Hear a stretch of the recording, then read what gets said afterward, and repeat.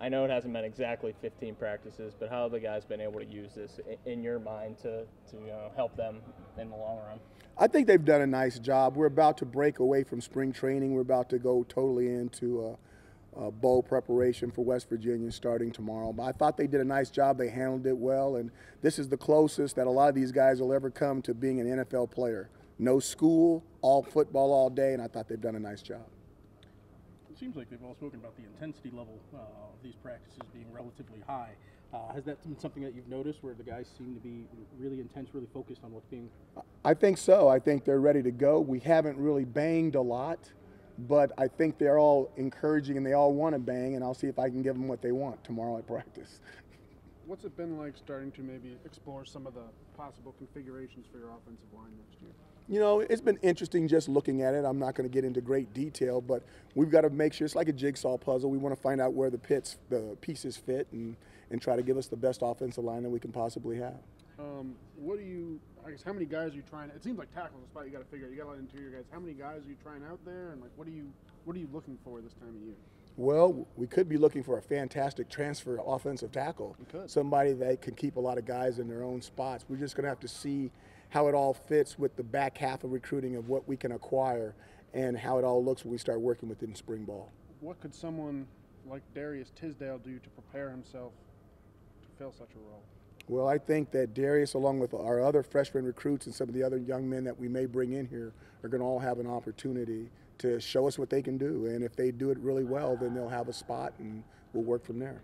Anything in particular on tape about him that jumped out to you? You think he does really well? Nothing that I want to share with everyone. I think he's a fantastic prospect, and we're really encouraged about getting him here to see what he can do. When you look at the way the underclassmen have been able to use this time, have you been pleased with that, or what have they been able to do over these 14, 15 practices? You know, I think one of the coolest things about these practices is when we send the seniors in and the football team looks and they see the opportunities around them. You know, there's a lot of jobs that are open up, and there's young men that are eager to fill those shoes, so to speak, and to be operating underneath the premise of Eric Dungy not being here or Three Technique not being here, and seeing what those guys can do behind them, I think is really fun and it's exciting. It's an exciting time. We just got to see how the pieces fit. You get an opportunity now. You talked about getting into more West Virginia and preparing for them. What don't we see from West Virginia that you guys see? Well, I think you guys have a fantastic eye. Media? Are you kidding me? I think you guys see exactly what they have. Obviously we don't know what's going to be going on with their quarterbacks, but if I know Dana, I mean, I'm sure he'll probably let both of them throw it about 35 times so he can figure out who he wants to play with next year. That's 70 passes in the air. You better have a late ticket from the game. Don't get to the airport. Don't have an early ticket at the airport. Can you feel like the guys are maybe itching to kind of get down there and play another opponent other than seeing themselves in practice? Can you feel that they're kind of, let's hurry up and get there kind of deal? You know, I think that, first of all, they thought that probably being on campus without school would be really cool.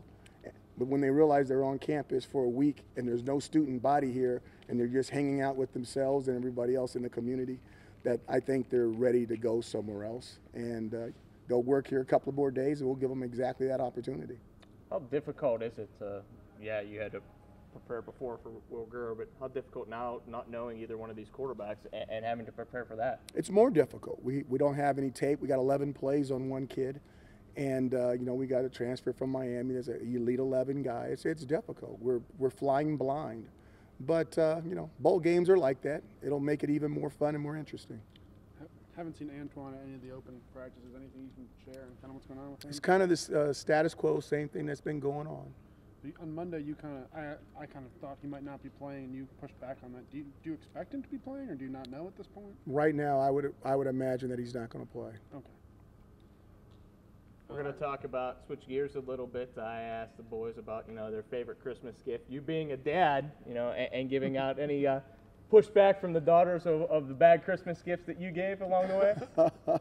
Bad? Or you want my favorite Christmas gift? I'm going to go with what your favorite Christmas gift was, and maybe a bad gift that the daughters didn't like, or you didn't like. Let me start with the bad one. I had a particular daughter. I've got 4 of them, but I'm not going to throw her name out there. One of my daughters, for a Christmas gift, bought me a whistling thing to put on my keychain. a whistle? You know, like you whistle and it tells you where your keychain is or where your keys are. Now, if you know anything about me, I'm not going to lose my keys because you got to be doggone disorganized not to know where your keys are. So that gift was a little wasteful. My favorite gift with all 4 of my daughters combined is when they got together and they bought me an original record player where I could play. I think I would call them records. I think you guys call it vinyl. Why? I don't know. I guess the thing is vinyl. We just called it records when we were growing up. So they got together and they bought me a record player with a cassette and a DVD all attached into one thing. And I liked it so much that I put it in my office and it's part of our recruiting deal. So that was my favorite gift all time since I've been on the planet. Got anything special planned for the boys while they're down there for the holidays? Other Dressing than as Santa? practice, or you gonna dress as Santa or anything? They've got a little special thing one night that we've geared up for them. I don't want to let the cat out of the bag, knowing those guys with their loose lips. You guys can probably get it out of them when they get down there. So they got a little special treat at the end of the week right before we go into lockdown for the game that I think that they'll enjoy.